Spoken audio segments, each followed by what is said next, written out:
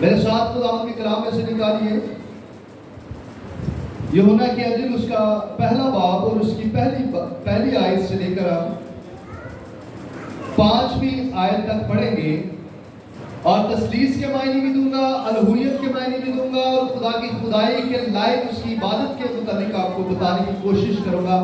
آپ نے سیکھنا ضرور ہے۔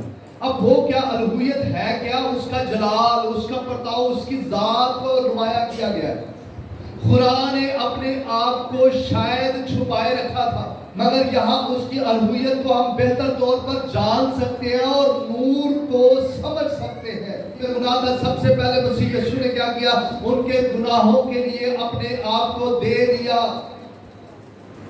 اسے کہا میں آیا اس لیے تاکہ تمہارے کیا کروں؟ گناہ معاف کروں، کیونکہ زمین پر رہتے ہوئے کوئی گناہ معاف نہیں کر سکتا تھا، اس لیے یسوع مسیح کو آنا پڑا۔ وہ ابتدا سے تھا، وہ انتہا ہے، اس کا آخر نہیں ہے، اس کی شروع ہی کوئی نہیں ہے۔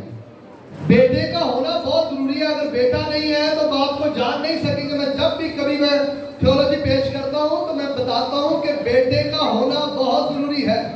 اگر بیٹے کو قبول نہیں کیا، اگر بیٹے کو جان نہیں پائے، اگر اس کی الوہیت پر اس کی ذات کو نہیں پہچانا تو پھر خدا کو نہیں پہچان پائیں گے۔ خدا نے اپنی ذات کو کنٹرول کرتے ہوئے ایک عورت کے ذریعہ سے زمین پر آیا تاکہ خدا کا جلال زمین پر ظاہر ہو،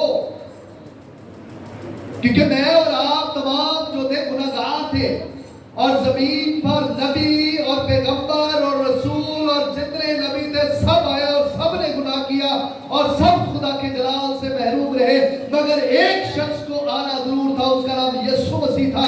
اور جب یسوع مسیح زمین پر آیا تو اس نے میرے لیے اور آپ کے لیے گناہوں کا کفارہ دیا تاکہ خدا کی الوہیت کو سمجھ سکے۔ اور اگر بیٹا نہ آتا تو باپ کو آپ نہیں جان پاتے۔ اب ہماری زندگی میں بھی بہت سارے ایسے گناہ ہیں، بہت ساری ایسی چیزیں ہیں، مگر خدا کی الوہیت کو جانتے ہوئے ہم معافی کے لائق ہو سکتے ہیں۔ ہاللیلویہ۔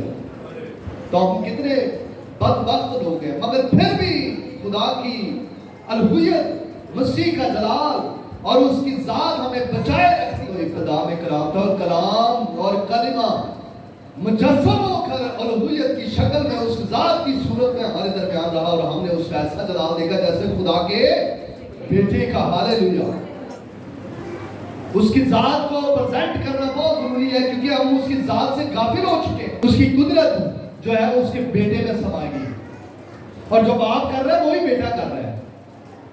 یہاں پر ہم دیکھتے ہیں وہاں پر آدم کو وہ زندہ کر رہا ہے، اس کے نتنوں میں کیا کر رہا ہے؟ زندگی کا دم پھونک رہا ہے اور وہ جیتی جان ہو رہا ہے۔ یہاں پر وہ 3 دن کا مردہ زندہ کر رہا ہے۔ اس کا مطلب ہے خدا زمین پر آیا ہے۔ یہ ہے اس کی الوہیت کہ وہ خود خدا ہے، کیونکہ اس نے کہا ابتدا میں کلام تھا، کلام خدا کے ساتھ اور کلام ہی خدا تھا۔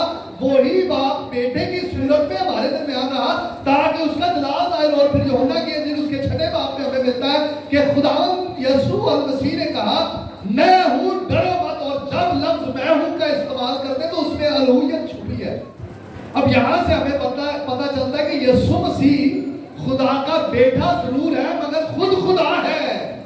وہ خود زمین پر آیا تاکہ وہ آپ کے لیے نجات کا پیکر بن سکے، اور بیٹے کا جلال اتنا ظاہر ہوا کہ آج میں اور آپ اس کے نام سے جانے جاتے ہیں۔ ہاللیلویہ۔ سب سے بڑی صفت ہے کہ ہم کیا ہے؟ مسیح ہیں۔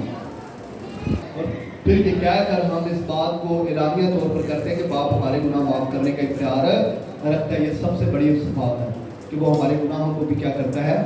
معاف کرتا ہے۔ اور اس کے ذات کا نقش بننے کے لیے، اس کو جاننے کے لیے، اس کی ذات کا نقش حاصل کرنے کے لیے، جاننے کے لیے سب سے پہلے آپ کو سجدہ کرنا ہے۔ اس کی ذات کو سمجھنے کے لیے پہلے اپنے آپ کو نرم کرنا پڑے گا۔ خدا کا ظہور آنے والا ہے۔ اس کی الوہیت اب چھانے لگی، اب زمین پر اس کا زور بہت تیز سے۔ اور دیکھیے جب اس کی ذات کو پرکھ لیں گے، آپ جان گئے ہیں، اگر اس کی ذات کو پہچان گئے ہیں، اس پر ایمان لے آئے ہیں، تو سب سے پہلا کام کرنا ہے وقت کو غنیمت جاننا ہے، کیونکہ دن برے ہیں۔ خدا آپ کو